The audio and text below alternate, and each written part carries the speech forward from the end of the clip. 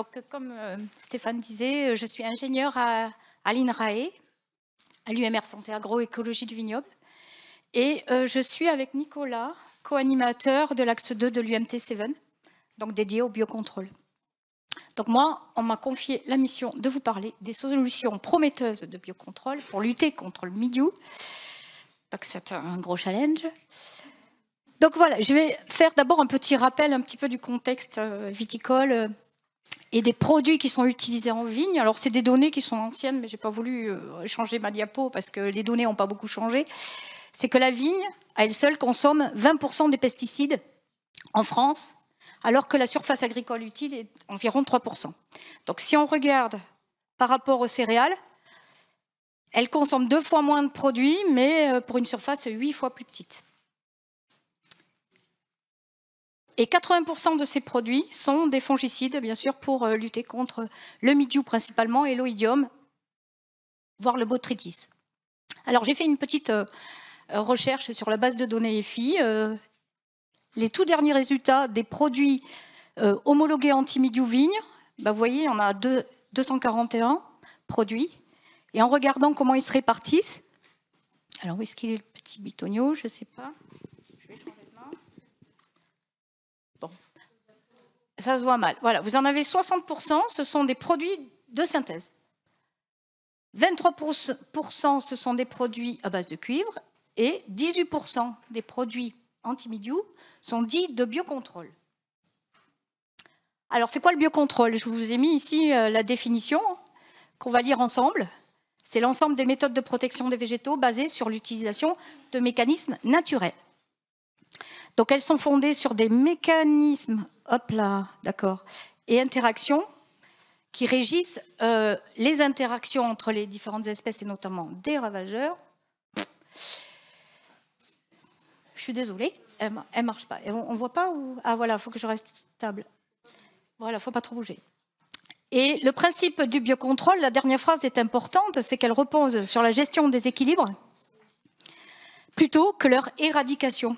On ne cherche pas à éliminer totalement les ravageurs. Voilà. Donc les produits de biocontrôle, ils sont divisés en 4 catégories. Donc vous avez les macros et les micro-organismes qui sont vivants, donc utilisés dans la lutte biologique. Et ensuite, les produits phytopharmaceutiques qui peuvent être soit des médiateurs chimiques, soit des substances naturelles. Alors ces substances sont soit d'origine animale, végétale, minérale, et on va voir même de synthèse. Alors, il faut se dire que ces produits de biocontrôle, ce sont des produits phytopharmaceutiques. Alors, comme disait Stéphane, la réglementation, elle est un tout petit peu différente pour les produits de biocontrôle, mais elles suivent quand même la voie classique d'homologation des produits phyto. Ces produits et substances naturelles, ils vont agir contre les bioagresseurs, soit de façon directe, comme un fongicide classique, soit indirecte, et on parle alors de stimulateurs de défense de plantes. Et de façon générale, ces produits de biocontrôle sont d'origine donc naturelle et doivent être peu impactants sur l'environnement et la santé. Donc si on regarde les produits de la liste, là, EFI ANSES, des produits homologués, voici comment ils se répartissent. Donc vous avez à peu près 60% des produits qui sont des phosphonates. Ensuite, vous avez des produits qui sont à base de cérévisane. Donc on va les voir en détail après. Des produits qui sont à base de Kosoga, ensuite huile essentielle et des micro-organismes. Donc si on regarde la première catégorie, qui est la plus petite en fin de compte, les produits homologués à base de micro-organismes contre le mildiou, parce que tout ça c'est avec une revendication mildiou, vous avez 3 produits homologués, ils sont tous à base de Bacillus amyloliquefaciens. Donc on n'a pas beaucoup de solutions à base de micro-organismes. Mais le sujet, c'était les solutions prometteuses. Donc j'ai été voir un petit peu ce qui se faisait dans la bibliographie, ce qui était en cours d'étude. J'ai trouvé un article très intéressant qui est paru l'année dernière, qui fait un bilan de Plasmopara viticola, à la fois du pathogène, mais également de toutes les stratégies de lutte contre le mildiou. Et qu'est-ce qu'elle dit, cet article? C'est que, vous voyez, alors je ne sais pas si vous voyez bien, si ce n'est pas trop trouble, Mais 16 souches bactériennes sont décrites comme étant efficaces contre le mildiou.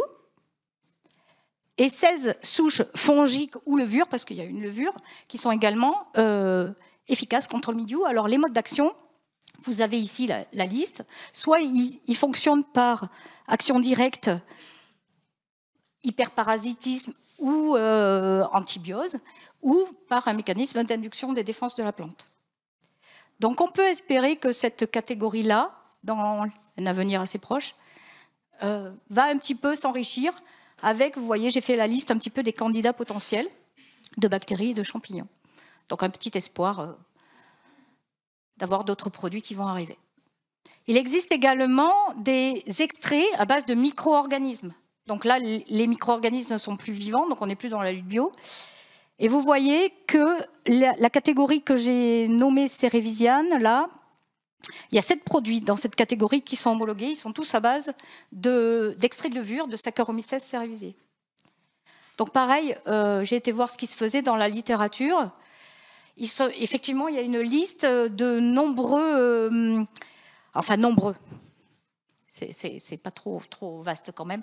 De composés extraits de parois ou de membranes de champignons et de bactéries. Vous voyez ici la liste de quelques composants. Il y a aussi quelques extraits alcooliques de Plasmoparaviticula utilisés comme des vaccins en réalité. On va immuniser la plante pour qu'elle lutte contre les agents pathogènes.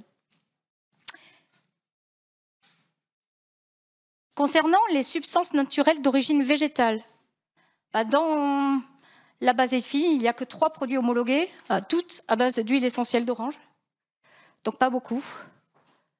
Et de même, si je regarde cette publication qui a fait la belle biblio, elle liste que 24 extraits de plantes ont montré une efficacité significative dans des tests in vitro. Donc vous voyez la liste un petit peu quand même vaste, mais également une liste d'extraits de plantes qui ont montré des efficacités significatives en serre ou au vignoble. Donc là, on passe l'échelle. Hein. Je vous ai mis dans l'encadré orange, ce n'est pas forcément des plantes, hein, c'est des algues brunes, donc elles ne sont pas forcément végétales, mais je les ai associées avec. Donc vous avez la laminarine, avec un extrait de laminaire ou Ascophyllum. Et ensuite, il y a un ensemble d'huiles essentielles qui ont également démontré des efficacités contre le mildiou. Alors le souci des huiles essentielles comme celles qui existent, hein, c'est qu'elles ont des efficacités variables et puis là, elles ne persistent pas parce qu'elles sont lessivables, c'est des produits et puis qui coûtent cher à la production. Donc ça va être compliqué de développer ces produits. Concernant les substances naturelles d'origine animale, il n'y a aucun produit pour le moment qui sont développés contre le mildiou.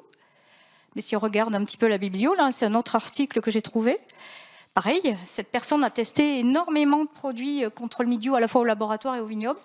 Et on voit des produits à base de chitosane, donc c'est des constituants de la paroi des crustacés, qui présentent, vous voyez, des efficacités au laboratoire qui sont, alors pas totales, on n'atteint pas les 100%, mais des efficacités intéressantes. Des composés du lait, donc ils ont testé le lait, alors il y a le lactosérum, qui présente dans certaines conditions des efficacités significatives, ou le petit lait, par contre les protéines du lait ne sont pas efficaces. Il y a eu des essais avec le propolis.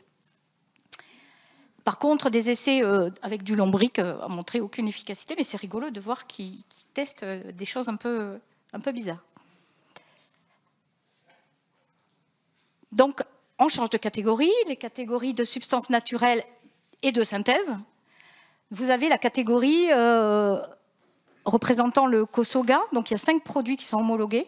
Alors le Kosoga, il fait l'association entre, je ne sais plus où il est mon petit truc, entre des fragments de chitosane, donc on a vu ça tout à l'heure, c'est des extraits de carapace de crustacés, et des fragments de pectine. Donc c'est des composés tous les deux naturels, mais on les associe, donc ils sont de synthèse. Donc on a actuellement accès qu'à pas beaucoup de produits dans cette catégorie. Et si on regarde la biblio, enfin sur cet article-là, il y a quelques composés de synthèse qui ont été testés. Alors vous avez le BABA, qui est un analogue d'une hormone, Le bion, que tout le monde peut-être connaît, c'est l'analogue de l'acide salicylique. Et d'autres composés de synthèse, mais vous voyez, on peut atteindre, hormis pour celui-là, des efficacités au laboratoire intéressantes, mais également au vignoble. Alors si on regarde au vignoble, vous voyez, notamment pour le baba, on obtient des efficacités qui sont partielles, mais des fois elles peuvent être assez décevantes. Vous voyez, cette année-là, en 2004, il y a eu une efficacité faible au niveau des feuilles, avec une efficacité par contre intéressante sur les grappes. On a dépassé le délai ou... Ah bon, je te voyais te lever. Excusez-moi, que je m'en... Voilà, donc on remarque quand même qu'avec ces produits, on a des efficacités qui sont... Alors, elles n'ont pas été testées toutes les années, mais c'est des produits qui sont efficaces de façon aléatoire. Donc, on peut espérer également dans cette catégorie voir d'autres candidats potentiels se rajouter. Et je vous ai mis ici d'autres exemples de produits de synthèse. Dans la catégorie substances naturelles minérales, donc c'est celle qui est la plus représentée dans les produits de biocontrôle, puisque je vous ai dit tout à l'heure, ils représentent 60% des produits à base de phosphonates. Alors là, à la différence des autres, je ne vous ai pas fait la liste des produits parce qu'il y en a un peu plus. Mais est-ce qu'il y a d'autres choses qui vont être en développement dans cette catégorie? On voit que beaucoup de composés peuvent être étudiés, notamment le bicarbonate de potassium, des dérivés de silice, vous voyez, des carbohydrates, des oligosaccharides et également de l'oxyde d'aluminium. Et on voit que tous les produits n'ont pas tous la même efficacité, mais on voit que, par exemple, l'armicarbe présente au laboratoire des efficacités intéressantes et ils ont même été au vignoble. Et là, pareil, vous voyez des efficacités qui peuvent être... alors, elles n'ont pas été, pareil, testées toutes les années, mais on voit des efficacités assez faibles sur feuilles et intéressante au niveau des grappes. Donc on peut espérer, pareil, que cette catégorie va être un petit peu plus étoffée dans l'avenir. Alors, de façon générale, un petit bilan des spécificités du biocontrôle. En fonction des résultats que je vous ai montrés, l'efficacité, elle est partielle. De toute façon, c'est dans la définition du biocontrôle, on ne cherche pas obligatoirement l'éradication. L'un des inconvénients, c'est qu'on a une grande variabilité des efficacités de ces produits en fonction des années, puisqu'ils sont fortement influencés par les paramètres extérieurs. Donc, on n'a pas une répétabilité et une garantie d'efficacité. Donc, forcément, ces produits devront être complétés avec d'autres stratégies ou d'autres produits. Concernant les organismes vivants, mais c'est général aussi avec les autres produits, comment est-ce qu'on va pouvoir les positionner dans les stratégies de lutte contre le mildiou? Et avec les micro-organismes se pose la question, micro-organismes vivants, est-ce qu'ils vont être capables de s'implanter, de survivre? Et quel va être l'effet des autres interventions sur cette catégorie de micro-organismes? Donc pour répondre à toutes ces questions, il est nécessaire de continuer des travaux de recherche et de développement et surtout de vraiment connaître les produits que l'on va déployer. Parce que si on ne connaît pas les produits, on va avoir du mal à les maîtriser et les piloter correctement. Cela nécessite donc le développement d'outils adaptés pour évaluer ces produits. Alors je suis également devant vous parce que je suis responsable de la plateforme BC2Grappe, que je co-anime avec Nicolas également, qui est un outil mutualisé, ouvert. Donc il est au service de la recherche académique, mais également de la recherche privée qui souhaite développer des produits de biocontrôle. Donc nous offrons des capacités d'expérimentation à différentes échelles. On va du laboratoire jusqu'au vignoble. Donc dans l'objectif d'évaluer l'efficacité des produits, on fait aussi la caractérisation des modes d'action et également l'étude de l'impact environnemental. Et on accompagne également jusqu'à l'élaboration de stratégies optimales pour optimiser au maximum ces solutions, mais en faisant souvent intervenir d'autres leviers, puisqu'on voit que ce n'est pas suffisant le biocontrôle tout seul. Donc on va travailler les pratiques culturales, la viticulture de précision avec nos collègues de l'IFV ou l'amélioration variétale. Donc pour finir, je voulais donc vous dire les perspectives du biocontrôle et avoir une petite idée de l'évolution. Vous voyez, l'évolution, elle est quand même assez lente. puisqu'on est passé de 5% en 2014 à 13%, on a doublé, les gens d'IBMA ils sont contents, plus que doubler les pourcentages. Et l'objectif, ça serait d'atteindre 30% de produits de biocontrôle en 2030. Alors pour ma dernière petite diapo, dans les perspectives, je trouve qu'on est bien soutenu au niveau régional et national dans ce contexte. Alors je ne sais pas où elle est, Guadeloupe. Voilà, elle est là-bas. Je suis contente qu'elle soit là. Je voulais juste vous parler du cluster régional qui a vu le jour en 2021. 2019, 2019, pour lequel une feuille de route a été donc rédigée. Et l'objectif, vous voyez, je vous ai mis, c'est fédérer les professionnels régionaux de la région, du secteur, et favoriser l'émergence de nouvelles solutions. Donc il y a d'autres objectifs. Mais également au niveau national, il y a le grand défi du biocontrôle et biostimulation pour l'agroécologie. Donc ce grand défi, il souhaite transformer la façon dont on va conduire l'innovation sur le biocontrôle. Et notamment, ce que je vous ai surligné en rouge, c'est qu'il souhaiterait qu'on innove dans cette innovation avec des collectifs au niveau des territoires. Alors, au niveau du territoire Nouvelle-Aquitaine, avec le cluster, ça va être quand même assez déjà avancé, mais également avec des acteurs de l'aval, parce qu'on espère que ce sont eux qui vont tirer l'innovation. Donc, les acteurs de l'aval, ce ne sont pas que les viticulteurs, dans notre cas, mais également les consommateurs. Voilà ce que je peux vous dire sur ces produits de biocontrôle. Et je vous remercie de votre attention et je vous mets ici un petit lien sur le site internet de la plateforme si vous voulez un peu plus de renseignements.